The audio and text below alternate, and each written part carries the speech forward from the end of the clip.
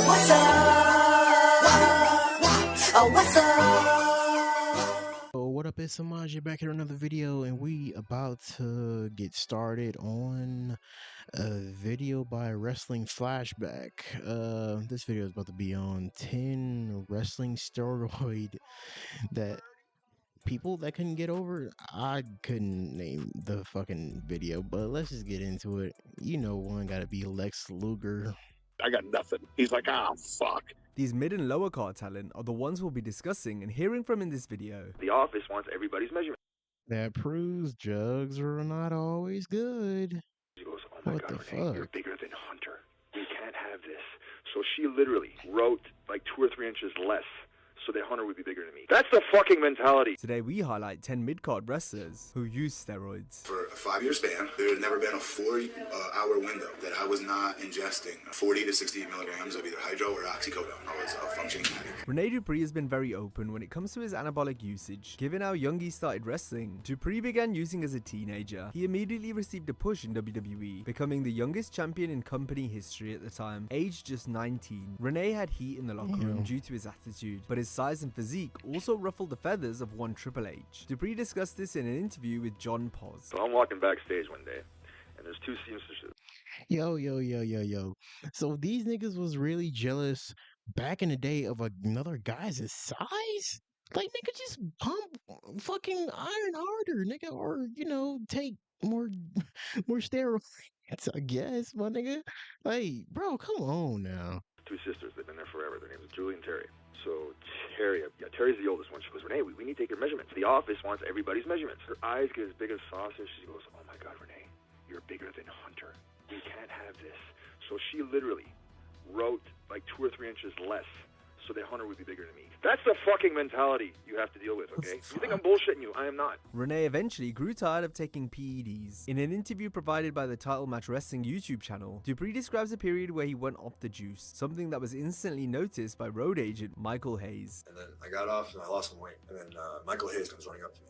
Did you lose weight? Did you lose weight? Did you lose weight? You look skinny. And that's when I felt like, shit, man, do I have to take this shit now? I mean, I'm not gonna lie, I enjoy taking it, okay? Because I'm a drug addict, I'm not gonna lie, I've been rehab 3 times. René stayed enhanced but couldn't move beyond the tag team championship level. By the end of 2004, he'd fallen down the card, relegated to the C shows. The passing of Eddie Guerrero in 2005 hit René hard, to the point where he again wanted to get off everything. When Eddie died, that's when the first time I wanted to quit. I wanted to quit. I wanted to quit the WWE. And I took all my shit and I had tons of stuff just in my closet, stashed everywhere, and I threw everything in the garbage. Dupree was sent to rehab in March 2007 after violating the wellness policy due to a painkiller addiction, as pain meds often went hand in hand with roid use during this era. With our Bro, goddamn, bro. Hey, at least he got some help before, you know, some more devastating could happen. Hey, I'm always up for somebody, you know, getting help or just doing something, or somebody stepping in to save their life, because these drugs are not gonna fucking help you out time to time. They only could just do a little bit at a time. Yeah, you know, people are still doing that shit in WWE right now, whether you like it or not.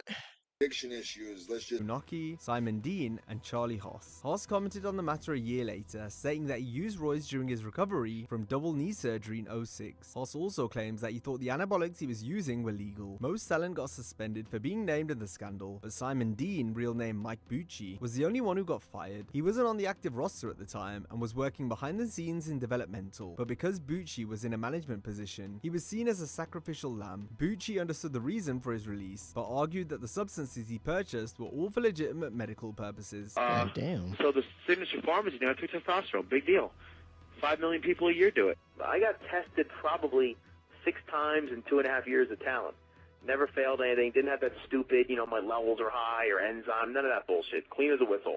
I mean, I didn't really look like a shredded bodybuilder. I was in shape, but let's be honest. Over a decade later, WWE got caught up in another steroid ring, but this time it was merely a case of mistaken identity. We're referring to when the company's top guy, Roman Reigns, was named as a client of a jailed steroid distributor in Miami, Florida. This came to light in 2018, and some fans believed it to be true since Roman had been suspended for violating the wellness policy 2 years prior. However, Reigns got popped for Adderall, as opposed to an anabolic compound. It would soon turn out that Roman's name had got confused with former Ruthless ruthless aggression era wrestler Luther Reigns, and it was actually him that was involved in the scandal rather than the big dog. Luther later addressed this in an interview with You know, I'm not even gonna lie. I don't even remember this nigga, bro. I know 2006 was I was like 6, nigga. But like, nigga, I still remember a lot of like even jobber faces back then. I still don't even remember this nigga. Renee. So there was a big steroid scandal going where they were like, oh, Roman Reigns doing a bunch of steroids. He got caught up in this scandal. That was me the whole time. Luther's run lasted 1 year from 04 to 05. He'd been featured as one of Kurt Angle's henchmen, but a poor match versus The Undertaker on pay-per-view spelled the end of Luther's push. Like when So that was before 2006? Yeah, I definitely wasn't gonna remember that. I was 4, nigga. when I wrestled Taker, I blew up, right? I was supposed to go like 14 minutes and it went 11. So here's what happened. I did a bunch of pain pills before I went out. And those pain pills, they cause respiratory suppressant. And then after like 11 minutes, I blew up. And Taker told me, he said, punch me. I said, Taker, I got nothing. He's like, ah, fuck.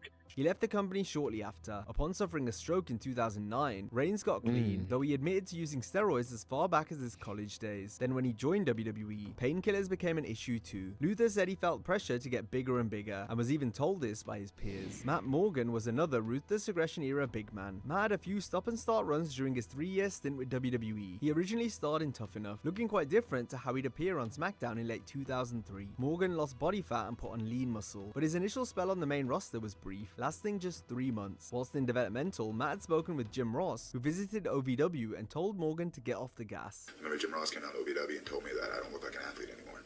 I was like, what do you mean? He was like, whatever you're doing, kid, I don't know. And we wouldn't be drug tested back at this point for steroids. I remember Mr. Jim Ross saying to me, he's like, I don't know what you're doing, but you look fine the way you were before. Whatever you're doing, stop. Matt returned to SmackDown in April 2005, but again he was only around for 3 months. Morgan wasn't on anything by the time he debuted for TNA in 07. However, he had to overcome a severe painkiller addiction after leaving WWE. Matt says he was high on pain meds for the entirety of his run with the Federation, having overdosed 7 times before getting clean. For a 5-year span. This nigga overdosed 7 times? I'm surprised you're alive. That's all the power of God right there, because you overdose 7 times. More people overdose 1 time and end up being it for them. Bro, this nigga's a walking miracle. Okay. There's never been a 4-hour window within those 5 years that I was not ingesting, chewing 40 to 60 milligrams of either hydro or oxycodone. And again, I was a functioning addict. Hardcore Holly also dabbled in the cocktail of roids and pain medication. Hardcore was always featured prominently in the mid-card, but never moved beyond the preliminary match level. Yes, he battled Brock Lesnar for the WWE Championship on pay-per-view in 2004, but Holly's position on the show never truly changed, since the very next month he was back to working Velocity. Plus, Holly never got to hold the Intercontinental European or US title in his career. He also seemed to be just below that level. Despite this, Hardcore always looked the That's crazy. Imagine taking all those roids and they don't even give you a shot at the US title or the Intercontinental title, nigga. Or even like those titles that existed back then. European title, my nigga, you're not even gonna get a chance at that. And other jobbers got that shit? That's crazy. Part physically. In his book, The Hardcore Truth, Bob admitted to using steroids throughout his career and pain medication to recover from the serious injuries in 2002 and 2005. I mean, yeah, I did steroids, whoop-de-doo, and I'm not gonna lie. That was his fault. From that injury by Brock Lesnar. They call the wrestling sandbagging. So when that nigga was power bombing him, he literally stiffed himself and Brock Lesnar just like kind of slipped and he dropped. Masters has said that during his time off, he had to overcome a painkiller addiction, which is the reason for his rapid weight loss. Chris has spoken about this in interviews, including one with Chris Van Vliet. That wasn't the issue. And it's not to say I never used anything or anything like that, but my issue at that point was I had deeply gotten addicted to opiates. We were off everything. Maven Huffman has been completely transparent on his YouTube page when it comes to taking PEDs. I was a little bit out of shape when I went back, and guys were ribbing me and everything, and you best believe I got home, and yeah, I was pounding stuff. He got on them after being prompted to do so in a roundabout way by one of the higher-ups, rumored by fans to be John Laurinaitis. One of the top officials come up to me, and he didn't outright say, hey, we're going to need you to get on this. What he told me was, have you thought about talking to some of the boys about that creatine that they're on? I asked around, said, am I hearing what I think I'm hearing? They informed me, yes, you are. I still remember getting called into the office and pulling up a piece of paper. That's fucking crazy. You getting put on like on roids by your own boss, technically, bro.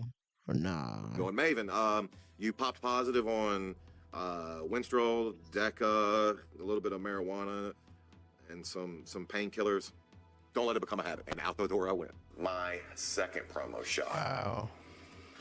I'm not getting those results without these performance enhancers. Maven felt he had to be enhanced, otherwise he wouldn't look believable against bigger opponents. I was in a career that's what it took to be at the next level. Did you feel like you had to do steroids?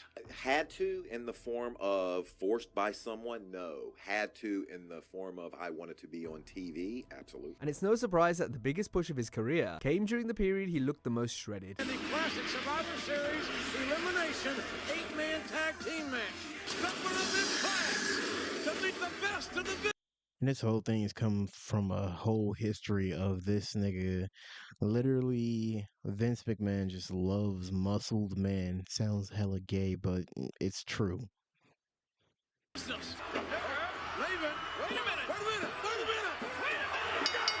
During his run in WWE, Maven has said that up to 90% of the roster were on the gas. In 2006, Test debuted on the revived ECW brand. He was a lot more jacked up compared to his previous run, but not in a good way. Test had a visibly distended belly, a clear sign of roid use. Booker T follows the mount. Damn. Well, he lost his mullet. What? A nice haircut. Guy you think he likes, but his ribs are killing him from an extreme elimination chamber. It was substance abuse that led to not only Test's departure for a second time, but ultimately his premature demise as well. In a chilling final interview, 17 months before his passing, Test looked to have turned a corner in his life after getting sober. Just turned 32 years old and went to 8 funerals this year. I mean, I shouldn't be going to funerals at 32 years old. It opened my eyes. It made me take my foot out of the grave and step back and say, what am I doing? Do I want to join that club? Hell no, I don't want to join that club. So either you clean up, straighten up, or you lay down beside. I took back, straightened up, and I feel great. However, Oh man, the foreshadowing is just really sucks. He took his steps to get off that, but it was just enough. This is why I said earlier, what's his name? Literally overdosing 7 times. He's a walking miracle. Man, rest in peace, Test. Test would once again struggle with substance abuse through 2008 and 2009, and as a result he passed away in March of 2009 until his release 2 years later. During his main roster run, Mason denied being on steroids by jokingly saying he ate his Wheaties to gain such a physique. Gene Snitsky had some momentum after Wait, hold up. Man, even, bro, okay, Mason Ryan back in 2012, they still was dealing with that after, like, all those people died. being on Raw in 04, but this didn't translate into a sustained push. He did, however, maintain his menacing and jacked look. That was until his final year with the company, where Snitsky lost a fair bit of the muscle he had previously. The timing of this physique change coincides with his return from suspension in late 2007 for violating the wellness policy. While speaking to the Hannibal TV, Gene contends that he was completely natural for his whole career. I always say, it's your body, you choose to put into it what you want. So I don't really have a view on it. I've never touched them, never done anything like that. I was always just a naturally bigger guy. I'm sorry, he's lying.